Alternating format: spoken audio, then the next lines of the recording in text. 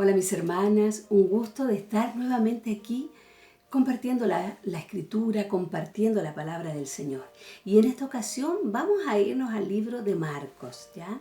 Vamos a ver el capítulo 3 del libro de Marcos, del verso 1 al 6. Lleva como título El hombre de la mano seca, ¿ya? Vamos a ver. Dice así la palabra del Señor. Otra vez entró Jesús en la sinagoga y había allí un hombre que tenía seca una mano y le acechaban para ver si el día de reposo le sanaría a fin de poder acusarle. Entonces dijo al hombre que tenía la mano seca, levántate y ponte en medio. Y les dijo, ¿es lícito en los días de reposo hacer bien o hacer mal, salvar la vida o quitarla? Pero ellos callaban. Entonces, mirándolos alrededor, con enojo, entristecido por la naturaleza de sus corazones, dijo al hombre, extiende tu mano. Y él la extendió, y la mano le fue restaurada sana. Y salidos los fariseos, tomaron consejos con los herodianos contra él para destruirle.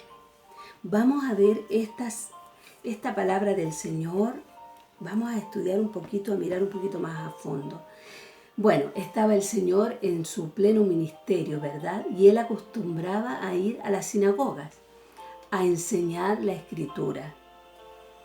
Y en esta ocasión, ¿cierto? Dice el libro de Marcos aquí, otra vez, su ministerio fue intenso. Fueron 3 años de arduo trabajo. Marcos muestra el trabajo de amor y misericordia del Señor, lo describe como el siervo de Dios. Marcos muestra mucho afán, digamos, mucho trabajo del Señor, muchos milagros, muchas ocasiones. Y muestra al Señor en todo su servicio, ¿ya? Y aquí está diciendo otra vez, o sea, el Señor acostumbraba a ir el día de reposo a enseñar a la sinagoga. Pero en esta ocasión había un hombre allí con la mano seca. Dice que había un hombre con la mano seca. Y dice el verso 2, y le acechaban para ver si el día de reposo le sanaría a fin de poder acusarle. ¿Quiénes le acechaban? El verso 6 nos dice quiénes eran. Eran los fariseos, ¿ya? Los fariseos que siempre andaban buscando ocasión para acusarle al Señor. Los fariseos lo observaban con atención. Aquí dice que le acechaban. La palabra acechar tiene una connotación de una observación con atención, con cautela, a alguien sin ser visto, con el fin de dañarle. Eso quiere decir que le acechaban. Y es interesante porque quiere decir que ellos andaban así como escondidos entre la gente para ver de qué podían acusar al Señor. Y lo dice aquí derechamente, ¿cierto? Dice, para ver si en el día de reposo le sanaría, a fin de poder acusarle. Ellos conocían ya la bondad de Cristo. Ellos conocían ya que el Señor era misericordioso con los que necesitaban, con los enfermos, con los que necesitaban un milagro. Y sabían de su poder, porque miren, qué interesante que esta escritura dice, para ver si el día de reposo le sanaría. O sea, ellos tenían mucha fe de que el Señor podía hacerlo. Podían ver su poder, podían ver su misericordia, pero estaban interesados solamente en que lo hiciera el día de reposo.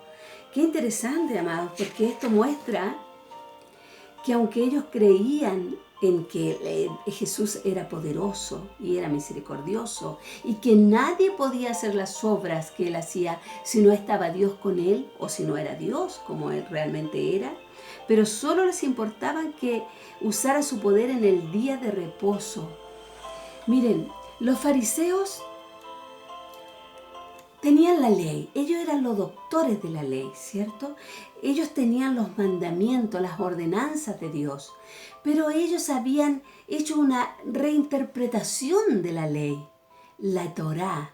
Ellos le habían añadido a la ley y habían cosas que rayaban en lo absurdo. Por ejemplo, según la ley, si tú te cortabas un dedo, podías detener el sangrado. Si te cortabas el dedo en el día de reposo, podías detener el sangrado pero no podías echarte aceite, o sea, no podías desinfectarte, no podías tratar la herida. Solamente podías ayudarla a que no empeorara, pero no a que mejorara. Ellos habían hecho una reinterpretación de la ley que estaba completamente sin misericordia, por decirlo de alguna manera, ¿ya? Pero es interesante, miren, ellos andaban buscando motivos de acusarle. En el día de reposo no se podía hacer prácticamente nada, no se podía trabajar, no se podía hacer un nudo. Era increíble cómo ellos habían reinterpretado la ley y cómo eran firmes en esto, en que no se rompiera la ley. Pero dice la Escritura, en el verso 3, que el Señor le dijo al hombre que tenía la mano seca, levántate y ponte en medio. Es interesante porque el Señor Jesucristo acostumbraba a hacer sus milagros, sanaba a la gente y siempre le decía a las personas que no le dijeran a nadie, que hicieran lo que tenían que hacer, que tenían que presentarse ahí a lo mejor delante de los sacerdotes, pero generalmente Él siempre le pedía a las personas que no contaran que Él había hecho esos milagros en él. Pero en esta ocasión le dice al hombre de la mano seca que se pusiera en medio de todos. El verso 4 dice, y les dijo, ¿es lícito en los días de reposo hacer bien o hacer mal? ¿Salvar la vida o quitarla? ¿A quién le está haciendo la pregunta? Le está haciendo la pregunta a los fariseos, ¿ya? A los que estaban acechándolo, a los que andaban buscando ocasión para acusarle, a ellos, porque como habíamos visto hace poco, él tenía el poder de leer los pensamientos, ¿ya? El Señor sabía lo que ellos estaban pensando y aquí los confronta el Señor. Les hace esta pregunta. El Señor los quiere hacer pensar, los quiere hacer pensar sobre la posición que ellos tienen, sobre la actitud que ellos tienen, ¿ya? Se dirige a ellos, quiere que piensen, que razonen. Miren, en el capítulo anterior, en el capítulo 2, el Señor ya había tocado este tema del día de reposo, ya habían andado por ahí como queriendo acusarle porque los discípulos habían estado sacando espigas y en el día de reposo, según la ley que ellos tenían, no se podía hacer ese trabajo. Y el Señor les había dejado claro en el capítulo 2 que la necesidad humana estaba por sobre el día de reposo. También les había dicho que el día de reposo había sido hecho a causa del hombre y no el hombre a causa del día de reposo. Y por último les había dejado claro que Él era el Señor del día de reposo. Pero aún así, Él los confronta, Él quiere que ellos piensen, Él quiere que ellos se escudriñen un poco sobre la actitud. Miren, verdaderamente ellos desconocían el propósito del día de reposo, ¿ya? Lo desconocían, lo habían torcido. Y quería que ellos pudieran darle esta respuesta con respecto a, ¿es lícito hacer bien o hacer mal? ¿Salvar la vida o quitarla? O sea, si ellos eran los portadores de la voz de Dios, si ellos tenían las escrituras, ellos deberían saber reflejar a Dios. Pero en realidad ellos estaban dando una imagen distorsionada de Dios, porque ellos estaban presuponiendo que no era lícito sanar, que no era lícito hacer el bien en el día de reposo. Entonces estaban dando una idea distorsionada de lo que es el corazón de Dios, ¿ya? Dice la Escritura aquí en el verso 5, dice, porque el verso 4 dice, y ellos callaron. Ellos no quisieron responder. Ellos no quisieron pensar si ellos estaban bien en esta forma de interpretar la ley, ¿cierto? Entonces dice el verso 5, entonces mirándolos alrededor con enojo, entristecido por la dureza de sus corazones, dijo al hombre, extiende tu mano, y él la extendió y la mano le fue restaurada sana. Miren, habíamos dicho que él hacía los milagros como calladamente, como sin querer hacer alarde de todas esas maravillas que él hacía. Pero en este caso pone al hombre de la mano seca en medio de todos. Y dice que se enoja. Pocas veces el Señor se muestra enojado en la Escritura. Y, y en realidad en las ocasiones en que lo hizo en el templo, cuando limpió el templo de la mercancía que estaban haciendo de la casa de Dios, en el único lugar donde el gentil podía ir y adorar y orar a Dios, estaba siendo hecha una casa de mercado, dice él. Las veces que el Señor se enojó fue porque se daba una distorsión de lo que Dios era. ¿Y cómo quería Dios que se hicieran las cosas? En este caso, lo que lo molestó al Señor era que ellos, que tenían que reflejar el verdadero corazón de Dios, estaban mostrando a un Dios sin misericordia, que no le importaba que una persona estuviera enferma o pudiera ser sanada en un día de reposo. La Escritura dice que el Señor dice, misericordia quiero antes que sacrificio. Por eso se molesta el Señor y hace este milagro, lo hace delante de todos para mostrar la gloria, la misericordia, el amor de Dios, el corazón del Padre. ¿Ya? Es interesante esto, es interesante que lo veamos. Se enojó, se entristeció por la dureza de sus corazones. El problema no era de la mente, ellos veían a Jesucristo actuar con poder. El problema era un asunto del corazón, de la incredulidad y de la posición que ellos tenían. ¿Por qué era tan importante para ellos que se cumpliera la ley como ellos la habían estipulado? Porque ellos la habían hecho. Entonces, yo me preguntaba, ¿por qué era tan importante para ellos la ley? Porque les daba un lugar, les daba autoridad, los ponían en una posición diferente al resto de las personas. Miren, el nombre fariseos significa apartados o separados. Ellos se separaban a sí mismos de cualquier cosa que fuera inmunda y ellos pensaban que todos, excepto ellos mismos, estaban separados del amor de Dios. Ellos se creían únicos. Ellos se creían que estaban en la voluntad de Dios y que todos los demás estaban fuera de eso. Pero tenían una ley que ellos mismos habían proporcionado. ¿Ya? Es tremendo eso, porque muestra el corazón incrédulo, el corazón orgulloso, ¿cierto? Todo lo que eso significa. Sigamos. Dice, le dice al paralítico, extiende tu mano. Ahora, perdón, al paralítico no, al hombre de la mano seca, extiende tu mano. El hombre de la mano seca representa el hombre sin Dios. Un hombre necesitado, un hombre que es pecador, que no puede ayudarse por sí mismo a hacer las tareas más simples de la vida.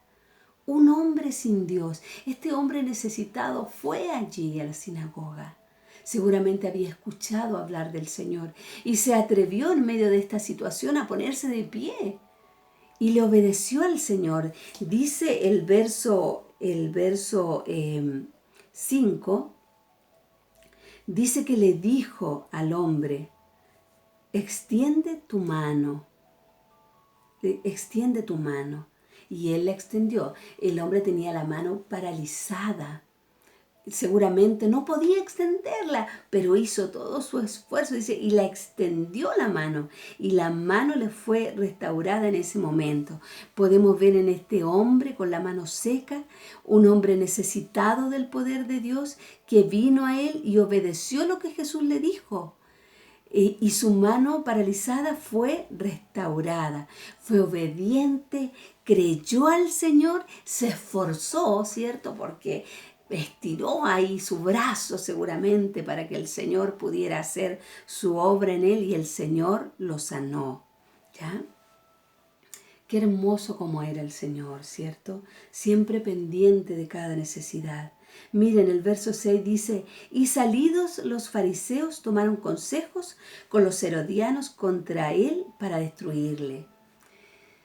Ellos, en vez de ver estas manifestaciones del poder y de la misericordia de Dios, en vez de poder reconocer que estaba Dios enfrente de ellos, se cerraron se llenaron de incredulidad y la incredulidad les llevó a la indiferencia y la indiferencia les llevó al odio.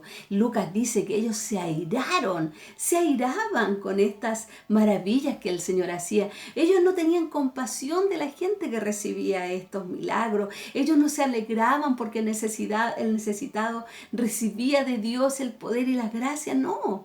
Ellos estaban ensimismados en su propia idea de Dios, en lo que ellos querían, en esa ley que habían fabricado. Y no querían reconocer a Dios, no querían reconocer que Él estaba delante de ellos. Él perdonó pecados, hizo tremendos milagros, pero ellos no quisieron reconocer. Determinaron no aceptar quién era Él. El Señor Jesucristo acostumbraba, o más de una ocasión hizo la pregunta: ¿quién dicen los hombres? ¿Quién dicen que soy yo? Ellos podían haber respondido a esa pregunta y haber dicho: oh, tú eres el Señor, tú eres el Señor. La respuesta a esta pregunta, que sigue haciendo hoy el Señor, determina nuestro destino eterno. Entendemos que la falta de fe, la incredulidad, es un problema del corazón, no es un problema de la mente. El Señor sigue haciendo esa pregunta hoy en día. ¿Quién dicen que soy yo?